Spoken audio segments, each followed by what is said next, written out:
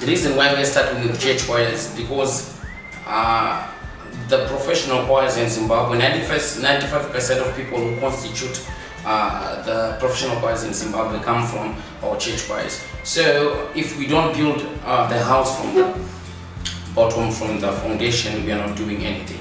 Okay, so we have factors that affect our church choirs. We have leadership, we have practice sessions, we have uniforms, we have technical issues, we have audience, the church itself. You know, it can have a negative impact on the choir. We have competitions, we have subscriptions, and we have attendance. Those are all the things that have to be addressed. Those are the things that you have to be cautious. Those are some of the factors that affect your choir, for either for it to grow or to flop down. Okay, saka tunakutanga tagadzirisa kubva kuma church choirs edikutanga. Okay, so chinhu chaunofana kuita pekutanga is to evaluate your choir. You must evaluate your choir first. Ziva kuti what type of a choir are you leading. Sometimes we push our choirs so far to the extent that some people, even if you organize an event, you organize a concert, kana concert hiyo ikafaila, the people just say, what could we have done? We're just a mere church choir. Okay, you have pushed them so far because you don't even know what are your choir's capabilities, what are your choir's limitations. So basically you have to know your choir first of all.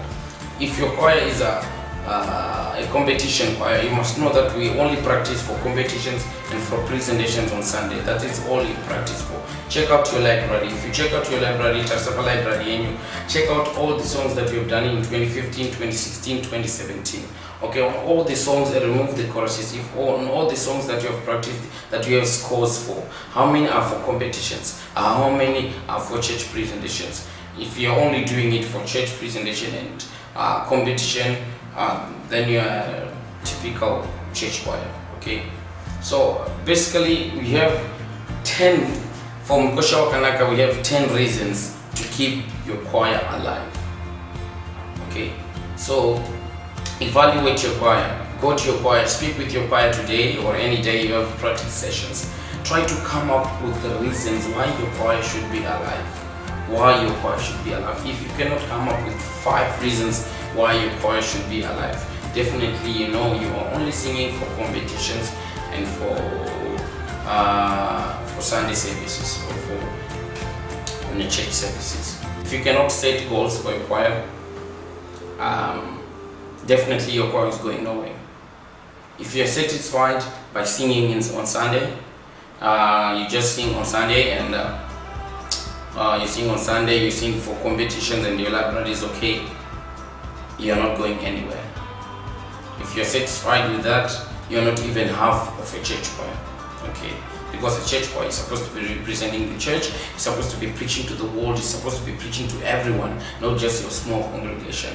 And you go for competitions, you are not living up to your expectations. So basically that is the first question you should ask your choir. What are we here for? What are our goals? What is our vision? Then you can